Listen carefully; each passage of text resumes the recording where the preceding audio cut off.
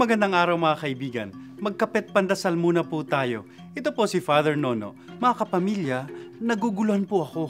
Napanood ko po kasi kamakailan lamang ang paghihinagpis ng isang artista. Galit na galit po siya sa media kung bakit daw lagi siyang binubuntutan ng mga ito. Di na siya makapag-isa sa mga pampublikong lugar. Sa ganang akin po, di ba yun naman ang hinahangad mo noon? Ang sumikat, ang makilala.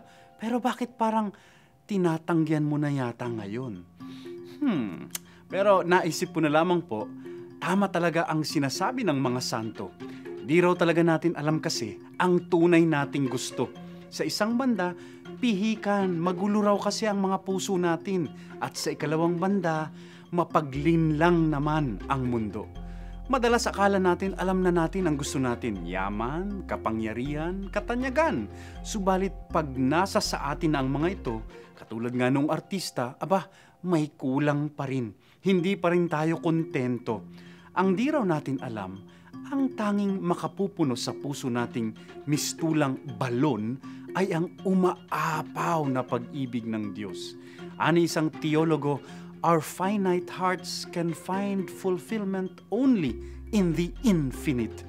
Ani San Agustin, our hearts are restless until they rest in Thee. Mapanatag lamang daw ang puso natin kapag ito'y nahimlay nanahan sa puso ng Diyos. Sa panahon ito ng Kwaresma mga kapamilya, naway buksan natin ang ating mga puso sa panunuyo sa pagmamahal ng Poong May Kapal.